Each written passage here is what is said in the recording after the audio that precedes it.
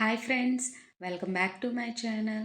ఈరోజు నేను పెసరట్టు ఉప్మాని అండ్ అల్లం చట్నీ, కొబ్బరి చట్నీని ఏ విధంగా ప్రిపేర్ చేయాలో చూపించబోతున్నాను. వీడియో ఎక్కడా స్కిప్ చేయకుండా లాస్ట్ వరకు చూడండి, అప్పుడే అర్థమవుతుంది. టేస్ట్ అయితే చాలా అంటే చాలా బాగుందండి. ఇప్పుడు లేట్ చేయకుండా తయారీ విధానం చూద్దాం. ఒక గిన్నెలోకి ఒక గ్లాసు పెసలను తీసుకోవాలి, పావు గ్లాసు బియ్యం తీసుకోవాలి. వీటన్నిటిని శుభ్రంగా 2 to 3 టైమ్స్ నీట్గా కడుక్కోవాలి. వాటర్ మొత్తం వంచేసుకొని మనం తాగే వాటర్ని యాడ్ చేసుకోవాలి. మనం ముందు రోజు నైట్ కనుక పెసల్ని నానబెట్టుకున్నట్లయితే నెక్స్ట్ డే మార్నింగ్ ప్రిపేర్ చేసుకోవచ్చు పెసరట్టుని.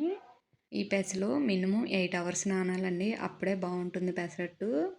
నేను నెక్స్ట్ డే మార్నింగ్ చూపిస్తున్నా చూడండి. ఈ పెసలు మంచిగా నానిపోయాయి కదా. ఇప్పుడు ఒక మిక్సీ జార్లోకి ఈ పెసలు మొత్తాన్ని వేసుకొని అదే వాటర్ని వేసుకుంటున్నాను, ఎందుకంటే మనం ఆల్రెడీ మంచినీళ్ళే తీసుకున్నాం కదా. 2-3 చిన్న అల్లం ముక్కల్ని వేసుకోవాలి, పసుపు వేసుకోవాలి, పసుపు కలర్ కోసం వేసుకోవాలండి. కొంచెం ఉప్పు వేసుకొని 2 పచ్చిమిర్చిని వేసుకోవాలి. మూత పెట్టుకొని బాగా మెత్తగా గ్రైండ్ చేసుకోవాలండి, బాగా మెత్తగా గ్రైండ్ చేసుకోవాలి. ఇలా గ్రైండ్ చేసుకున్న పెసరపిండిని ఒక బౌల్లోకి ట్రాన్స్ఫర్ చేసుకోవాలి.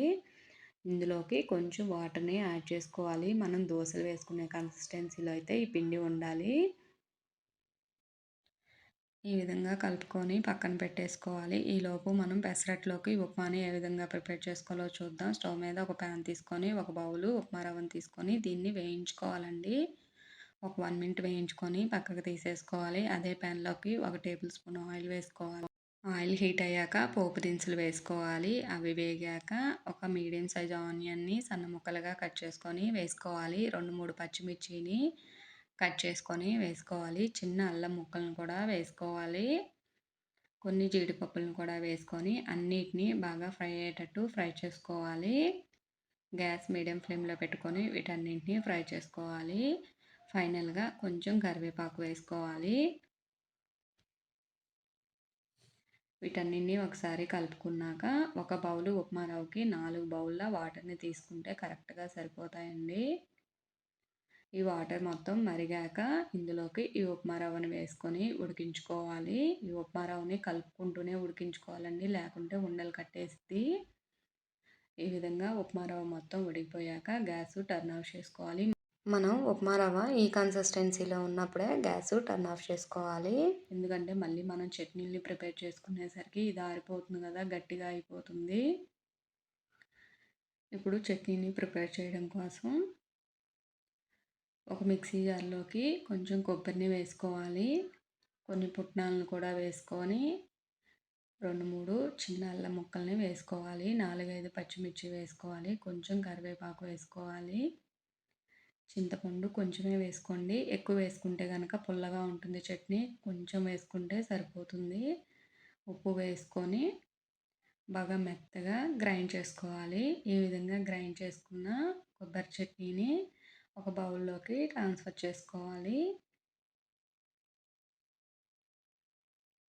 మన అల్లం చట్నీ కూడా ప్రిపేర్ చేసుకున్నాక రెండింటికి కలిపి ఒకేసారి పోపు పెట్టుకోవచ్చు.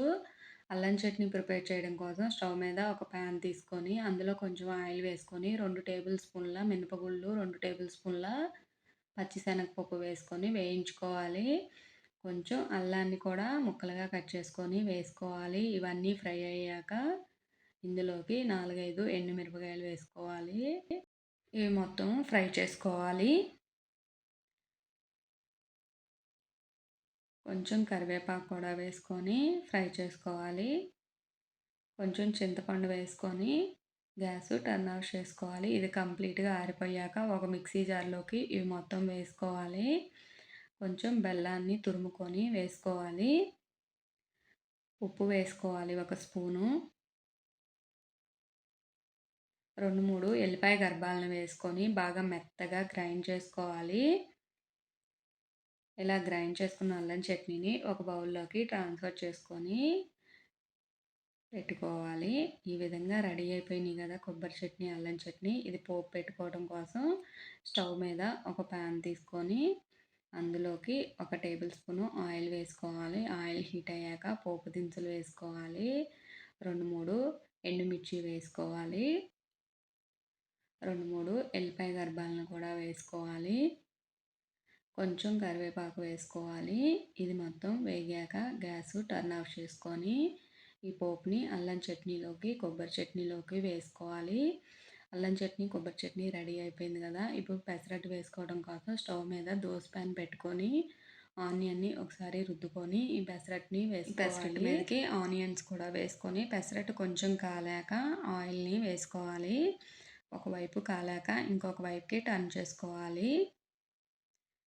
2 వైపులా కాలేటట్టు చూసుకోవాలి. లేకుంటే పచ్చిగా అనిపిస్తుందండి పెసరట్టు. ఇలా ఇంకొక వైపు కాలాక ఇలా ఒకవైపు టర్న్ చేసుకొని మనం ఆల్రెడీ రెడీ చేసుకున్న ఈ ఉప్మాని పెట్టుకొని సర్వ్ చేసుకోవాలి. అంతే అండి. ఈ పెసరట్టు ఉప్మా రెడీ అయిపోయింది కదా!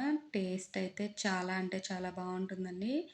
ఇలా రెడీ అయిపోయిన పెసరట్టు ఉప్మాని ఒక ప్లేట్లోకి తీసుకొని అల్లం చట్నీ, కొబ్బరి చట్నీ కాంబినేషన్‌తో తిన్నామంటే టేస్ట్ అదిరిపోద్దండి. చూస్తేనే నోరూరిపోతుంది కదా! ఇంక లేట్ చేయకుండా మీరు కూడా ట్రై చేయండి. ట్రై చేసి ఎలా వచ్చిందో నాకు కామెంట్ బాక్స్‌లో కామెంట్ చేయండి. ఈ వీడియో నచ్చితే please like, share and subscribe. Thank you for watching.